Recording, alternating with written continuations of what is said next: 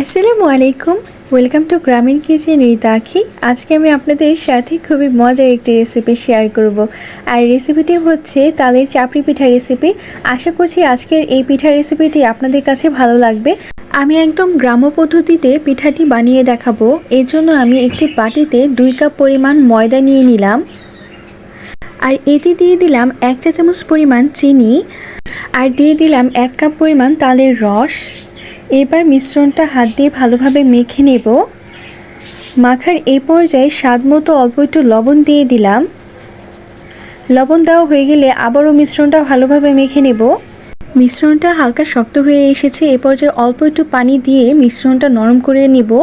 আপনারা চাইলে তালের রসও দিতে পারেন। এই মিশ্রণটা বেশি শক্তও হবে না, বেশি নরমও হবে না, আঠালো থাকবে।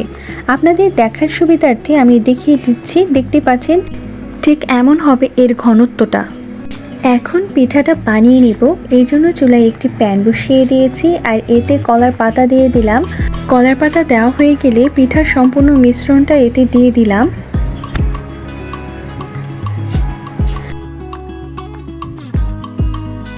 সম্পূর্ণ মিশ্রণ দেওয়া হয়ে গেলে হাত পানিতে ভিজিয়ে পিঠাটা ছড়িয়ে দিতে হবে। আমি যেভাবে দিয়েছি ঠিক এভাবেই দিতে হবে।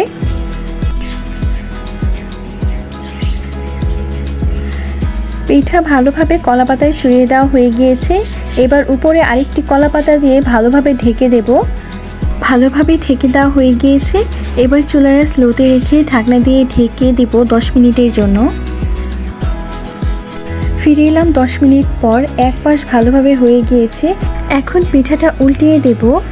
পিঠা উল্টানো হয়ে গেলে আবারও ঢাকনা দিয়ে ঢেকে দেব 10 মিনিটের জন্য। ফিরে এলাম 10 মিনিট পর। আমার পিঠার দুপাশে ভালোভাবে মচমচে হয়ে গিয়েছে। দেখতেই পাচ্ছেন পিঠাটা কতটা সুন্দর হয়েছে। বাসায় একবার হলেও এই পিঠাটা ট্রাই করে দেখতে পারেন। আশা করছি ভালো লাগবে।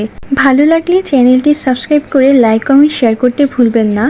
আপনাদের দেখার সুবিধার্থে আমি পিঠা থেকে কলা পাতাগুলো সরিয়ে দেখাচ্ছি। দেখতেই পাচ্ছেন পিঠাটা কতটা সুন্দর হয়েছে। আজকের মতো এখানেই বিদায় নিচ্ছি।